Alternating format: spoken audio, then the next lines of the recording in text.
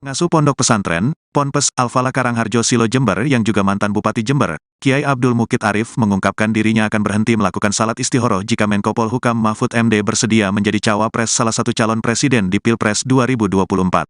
Abdul Mukid Arif mengaku terus melakukan salat istikharah untuk mencari petunjuk kepada Allah dalam menentukan calon pemimpin nasional pada pemilihan umum, pemilu 2024, yang ideal. Namun dia akan berhenti salat istikharah jika Mahfud MD bersedia menjadi cawapres. Hal ini diungkapkan Abdul Mukid Arif saat memberikan sambutan pada acara silaturahmi kebangsaan santri Ponpes Al-Falah Silo Jember bersama Mahfud MD, Menteri Koordinator Politik Hukum dan Keamanan Republik Indonesia, Minggu, tanggal 24 September tahun 2023, malam. Jadi kami akan salat istikharah Pak Mahfud. Kecuali, kalau Pak Mahfud MD bersedia untuk mendampingi calon pemimpin masa depan, calon presiden 2024. Kalau beliau bersedia, saya katakan saya pribadi tidak akan istikharah, katanya. Menurutnya, hal itu sengaja dilakukan, karena ahli ilmu hukum tata negara tersebut sangat pantas untuk berduet dengan salah satu kandidat capres. Ibarat kata, saya punya uang mau beli mobil, saya cocok dengan bodinya, dengan mesinnya. Masa saya harus istikharah dulu, kan tidak masuk akal, kata pria yang akrab disapa Kiai Mukid ini. Oleh karena itu, Kiai Mukid mengaku bersyukur karena Menko Polhukam RI bersedia untuk berkunjung di Ponpes yang berada di ujung timur wilayah Kabupaten Jember ini. Marilah didoakan bersama, Pak Mahfud MD yang kami cintai selalu dalam lindungan Allah. Dikaruniai keselamatan dan kesehatan, serta diarahkan oleh Allah menjadi figur dan pemimpin yang berhikmah pada tatanan pemimpin yang lebih tinggi, tutur alumnus Ponpes Anukoyah Guluk-Guluk Sumeneb.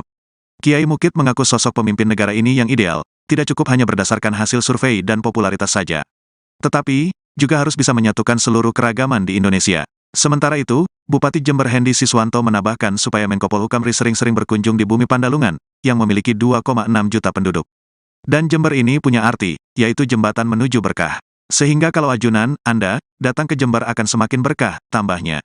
Mengingat, kata Hendy, ada sebanyak 650 lebih ponpes di Kabupaten Jember yang jumlah santrinya lebih dari 500 orang yang bermukim.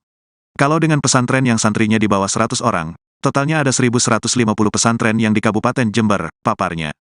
Menanggapi hal ini, Menteri Koordinator Bidang Politik, Hukum dan Keamanan Republik Indonesia, Menko Polhukam RI, Mahfud MD menegaskan, bahwa hal tersebut adalah urusan partai politik yang bertarung di pemilu 2024. Cawapres itu urusan parpol ya, ujarnya sebelum silaturahmi kebangsaan di Pondok Pesantren Al-Falah Kecamatan Silo Jember. Menurutnya, hanya parpol yang bisa mengelola itu dan lembaga politik ini pula lah, yang bisa memberikan penjelasan soal tersebut. Biar parpol yang mengolah dan parpol yang menjawab, kata Mahfud. Munculnya bursa Cawapres, tanggapannya seperti apa nih? Cawapres itu urusan parpol ya. Biar parpol yang mengolah dan parpol yang menjawab. Santer nama Mahfud MD, masuk bursa calon wakil presiden mendampingi Ganjar Pranowo pada pemilihan presiden 2024. Menanggapi hembusan informasi tersebut, Menteri Koordinator Bidang Politik, Hukum dan Keamanan Republik Indonesia, Mahfud MD menegaskan bahwa hal tersebut adalah urusan partai politik peserta pemilihan umum 2024. Cawapres itu urusan parpol ya, ujarnya saat berada di Pondok Pesantren Al-Falah Kecamatan Silo Jember. Menurutnya, hanya parpol yang bisa mengelola itu dan lembaga politik ini pula lah yang bisa memberikan penjelasan soal tersebut.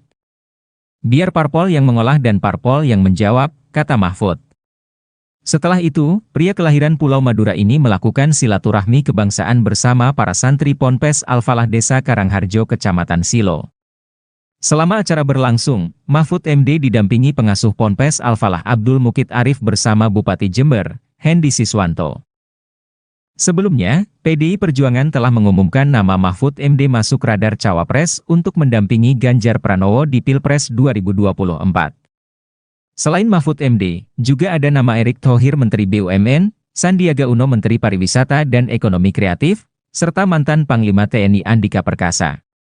Bahkan, mantan Gubernur Jawa Barat Ridwan Kamil, dan Agus Harimurti Yudhoyono, Ketua Umum Partai Demokrat juga masuk bursa kandidat Cawapres, untuk mendampingi Ganjar Pranowo. Cukup ya. Munculnya bursa Cawapres, tanggapannya seperti apa nih? Cawapres itu urusan parpol ya. Biar parpol yang mengolah dan parpol yang menjawab. Gitu ya. Siap. Pokoknya pemilu harus jadi itu aja. Siap.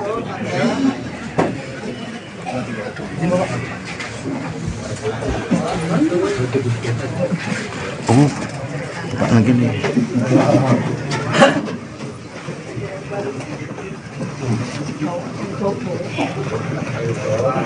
Ganjar Pranowo menilai Mahfud MD bisa saja menjadi kandidat cawapresnya.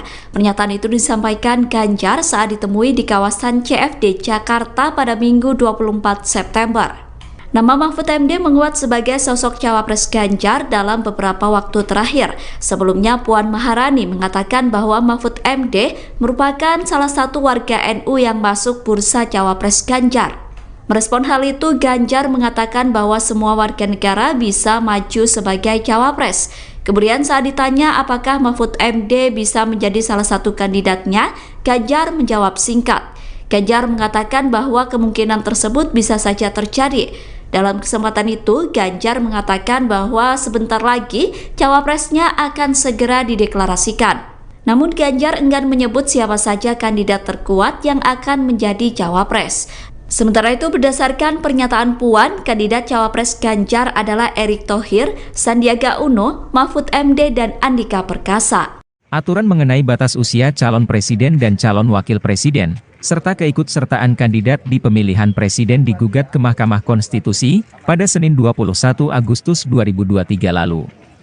Menanggapi hal itu, Menko Polhukam Mahfud MD mengatakan, gugatan batas usia bakal calon presiden dari 40 tahun untuk diubah menjadi 35 tahun sedang disidang di Mahkamah Konstitusi. Mahfud menilai, keputusan tersebut diserahkan sepenuhnya kepada lembaga yudikatif. Menurutnya, MK merupakan lembaga yang bisa membatalkan sebuah aturan hukum, namun tidak boleh membuat regulasi apapun. Berapapun usianya selama tidak melanggar konstitusi, maka aturan tersebut tidak perlu dibatalkan. Perubahan aturan tersebut bukan Majelis Konstitusi yang melakukan, tetapi hal itu merupakan otoritas Dewan Perwakilan Rakyat yang berhak membuat undang-undang.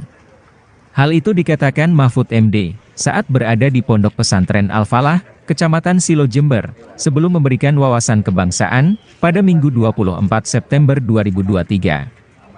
Hanya seperti itu, Pak. Ya, bagus. Jadi belum ada putusan, oleh sebab itu secara normatif kita serahkan kepada hakim. Kita tidak boleh mengintervensi hakim, biar saja dia bekerja melakukan penggalian konstitusional, putusan apa yang paling tepat. Masalah usia maksimal atau minimal calon presiden dan wakil presiden itu karena sudah ada di MK, biar kita serahkan ke MK. Cuma standar ilmiahnya Mahkamah Konstitusi itu adalah sebuah lembaga negatif legislature, bisa membatalkan. Itu standar ilmiah sejak tahun 1920 ketika MK pertama berdiri di dunia, ya, di Austria, tepatnya di Wina.